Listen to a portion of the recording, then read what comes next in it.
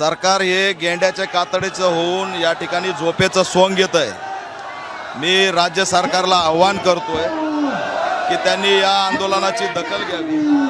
मनोज जरांगेंची तब्येत जर खालावत गेली तर रस्त्यावरती संघर्ष झाल्याशिवाय राहणार नाही। त्याच्यामुळे जो काही गायकवाड आयोग आहे, मागासलेपणाचा जो दर्जा दिलेला आहे, आर्थिकदृष्ट्या जो मागासलेपणाचा दर्जा आहे आणि मराठा समाजाला जे पत्रिका दिलेली आहे, ब्राह्मणवाद्यांनी जी पत्रिका दिलेली आहे त्याच्यामध्ये त्यांचा उल्लेख हा शूद्र आहे।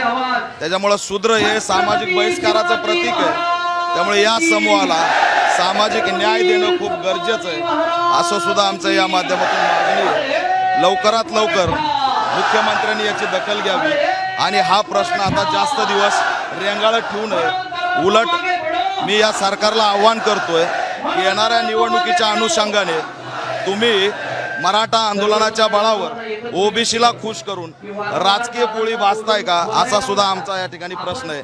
आज गृहमंत्री अमित शहा मुंबईमध्ये, त्यांनी असणाऱ्या या आंदोलनाच्या संदर्भात प्रतिक्रिया दिली पाहिजे आणि मुख्यमंत्र्यांनी सुद्धा आंदोलकांची भेट घेऊन तात्काळ या ठिकाणी या प्रश्नाला न्याय दिला पाहिजे, ही असणारी आमची भावना आहे आणि ऑल इंडिया पॅंथर सेना या आंदोलनाला पाठिंबा देत आहे। तर या आंदोलनाच्या ठामपणे पाठीशी उभा आहे। मुख्यमंत्र्यांनी जास्त वेळ आमचा असणारा या ठिकाणी संयमाची परिसीमा हे होईल त्याची वाट बघू नये, तातडीने त्यांनी असणारं न्याय द्यावा अशी अपेक्षा आहे।